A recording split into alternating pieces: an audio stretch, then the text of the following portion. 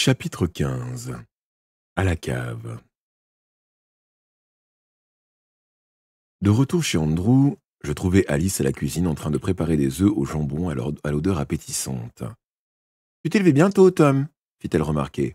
Ah, j'étais courbaturé d'avoir dormi sur le canapé, mentis-je. J'avais besoin de me dégourdir les jambes. Tu te sentiras mieux après le petit déjeuner? Hum, Je ne dois rien avaler, Alice. Il faut jeûner quand on s'apprête à affronter l'obscur. Hum, Ce ne sont pas quelques bouchées qui te feront du mal. Je ne tentais pas de discuter. Il y avait dans sa conception de la sorcellerie des idées que je ne partageais pas. Inversement, certains préceptes de l'épouvanteur lui tiraient un sourire de mépris. Je la regardais donc manger avec Andrew, salivant en silence.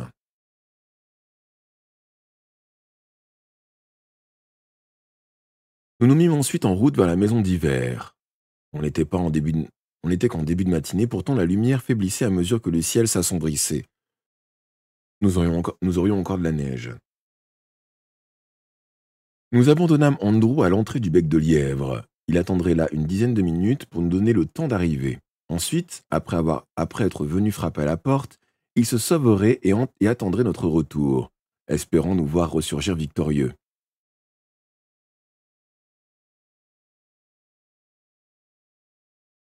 Bonne chance, lança-t-il. Et ne me laissez pas poireauter des heures, hein, je ne tiens pas à mourir de froid. J'acquiesçai d'un signe de tête, je me chargeai de la planche, fourrai le pied de biche dans la poche intérieure de ma veste et mon bâton à la main, m'engageai dans la faille, Alice sur mes talons.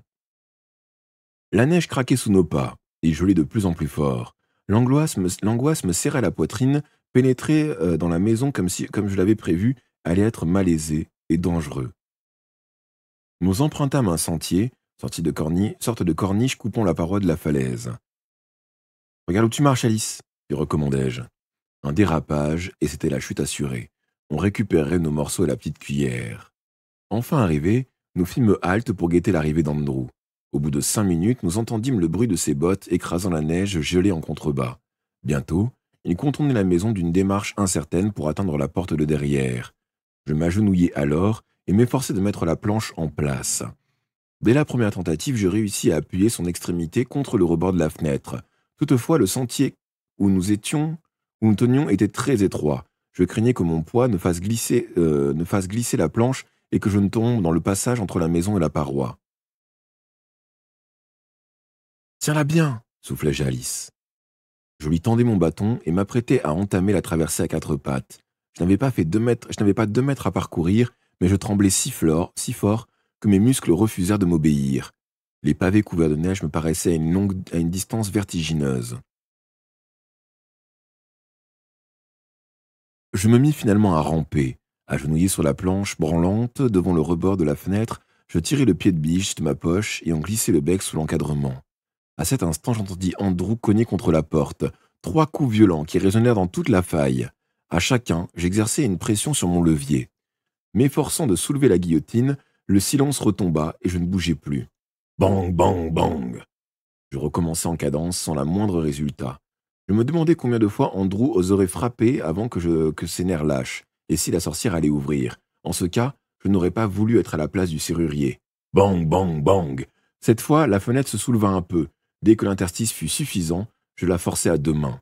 Bang, bang, bang. J'évitais de regarder en bas, les yeux fixés sur mon but. Je me glissai par l'ouverture et sautai dans la pièce avant de ranger l'outil dans ma poche. Alice se pencha au maximum et me tendit mon bâton, puis elle traversa notre passerelle improvisée avec beaucoup plus d'agilité que moi. Dès qu'elle m'eut rejoint, nous tirâmes la planche à l'intérieur pour que Meg ne la remarque pas si jamais elle sortait. Puis nous refermâmes la fenêtre. Assis l'un après l'autre sur le plancher, nous attendîmes, l'oreille aux aguets. Andrew ne cognait plus contre la porte et je n'avais pas entendu la sorcière lui ouvrir. J'espérais qu'il s'était éloigné sain et sauf.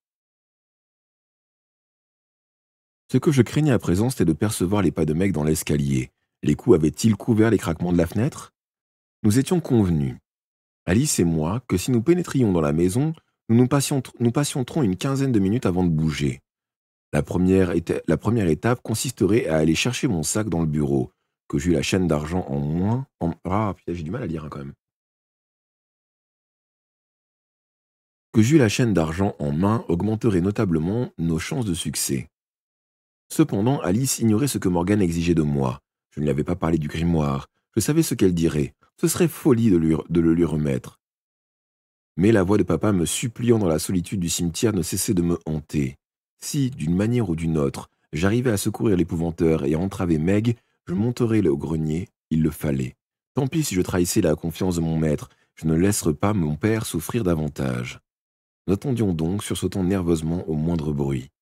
Au bout d'un quart d'heure, je pressai à l'épaule d'Alice, me relevai avec précaution, empoignai mon bâton et me dirigeai vers la porte sur la pointe des pieds. Elle n'était pas fermée à clé, je la poussai et m'aventurai sur le palier. L'escalier plongé dans l'ombre descendait sur un puits de ténèbres. J'avançai lentement, m'arrêtant à chaque pas pour écouter. Une marche grinça et je me figeai, craignant d'avoir alerté la sorcière.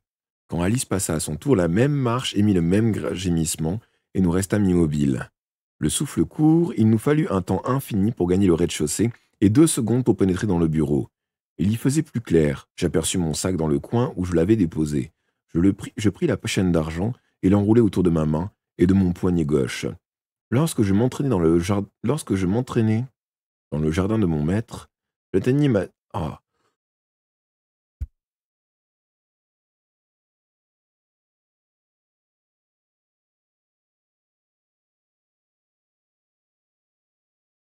Il y a des trucs coincés au fond.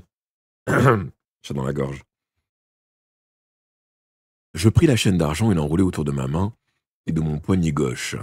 Lorsque je m'entraînais dans le jardin de mon maître, j'atteignais ma cible à 8 pas de distance 9 fois sur 10.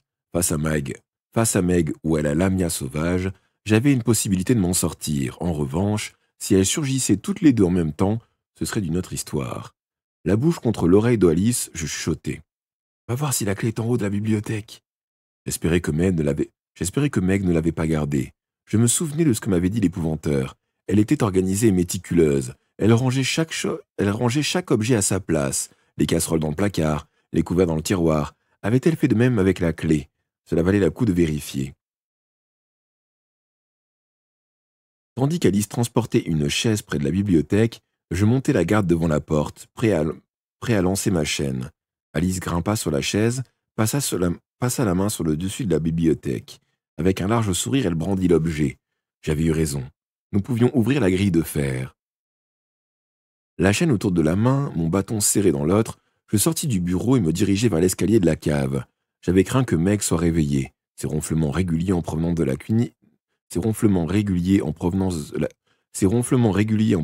cuisine m'apprirent qu'elle dormait profondément. C'était le moment ou jamais de tenter notre chance. J'aurais pu profiter du sommeil de Meg pour l'entraver. Je préférais cependant garder la chaîne au cas où je devais affronter sa sœur au fond de la cave. Nous descendîmes lentement jusqu'à la grille. C'était le moment crucial. J'avais prévenu Alice que le grincement du portail de fer résonnerait dans toute la maison. Elle fit jouer la clé dans la serrure avec habileté et poussa le battant sans produire le moindre son. Nous laissâmes le passage entrebâillé et il nous faudrait peut-être quitter la cave en catastrophe. Il faisait très sombre. Je tapotai l'épaule d'Alice qui ouvrait la marche pour lui demander de s'arrêter. Appuyant avec précaution mon bâton contre le mur, je tirai mon briquet de ma poche, allumai ma chandelle et la lui tendis. Puis nous reprîmes notre descente. La lumière risquait d'alerter la lamia sauvage malgré les détours de l'escalier. Mais nous en aurions besoin pour sortir l'épouvanteur de sa cellule. J'eus bientôt confirmation que c'était une sage décision. Alice tressaillit et se raidit soudain, le doigt pointé.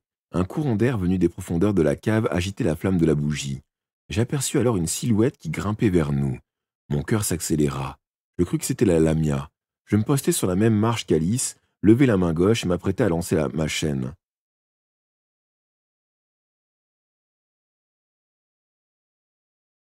Le courant d'air cessa.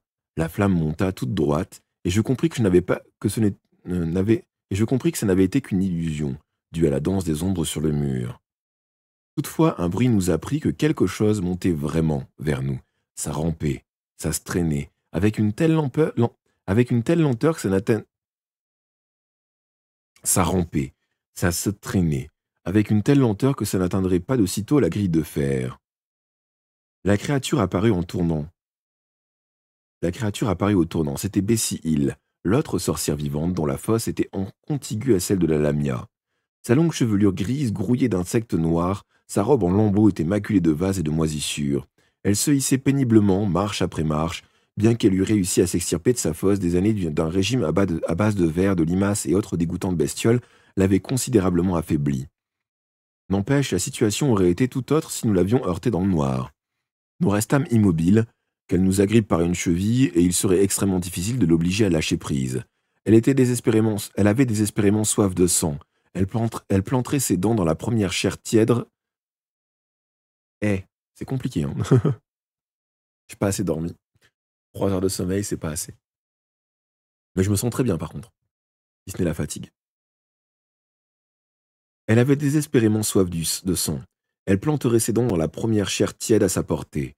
Une seule gorgée la rendrait aussitôt plus forte et plus dangereuse. Pourtant, aussi effrayant que ce fût, nous devions passer près d'elle. Je fis signe à Alice de se placer derrière moi.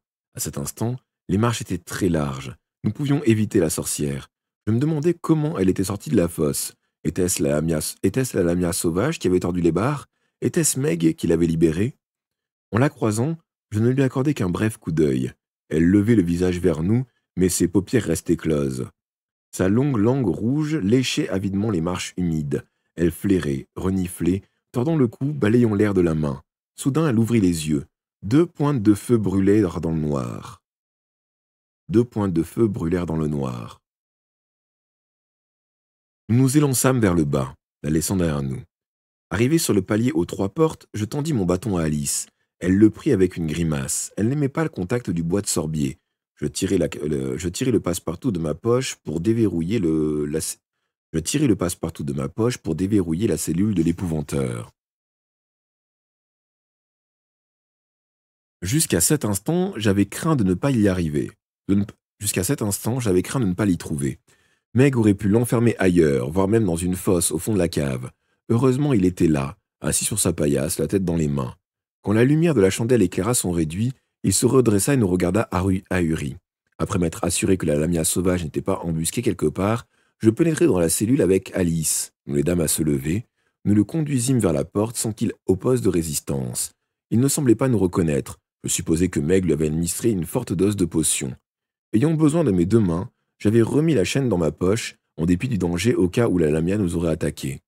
Remonter l'escalier fut lent et pénible. L'épouvanteur traînait les pieds. Nous le soutenions de notre mieux. Je ne cessais de jeter des coups d'œil en arrière.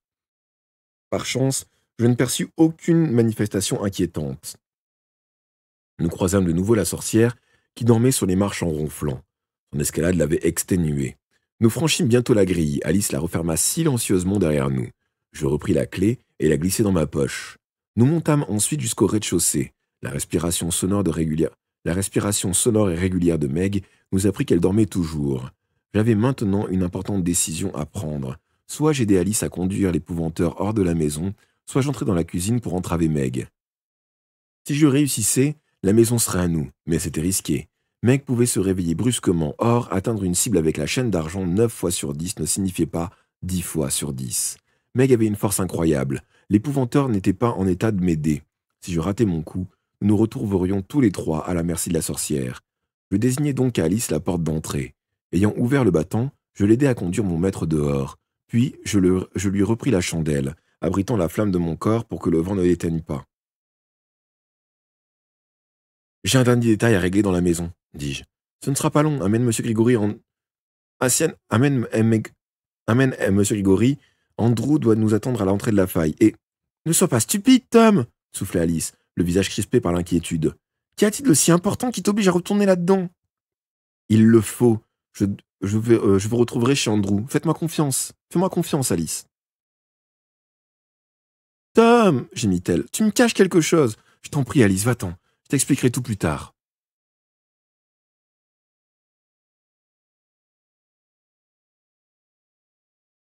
Heureux, Cad, ça va toujours? Elle s'éloigna à contre-cœur, guidant l'épouvanteur par le bras. Elle ne se retourna pas. Je voyais bien qu'elle était furieuse contre moi.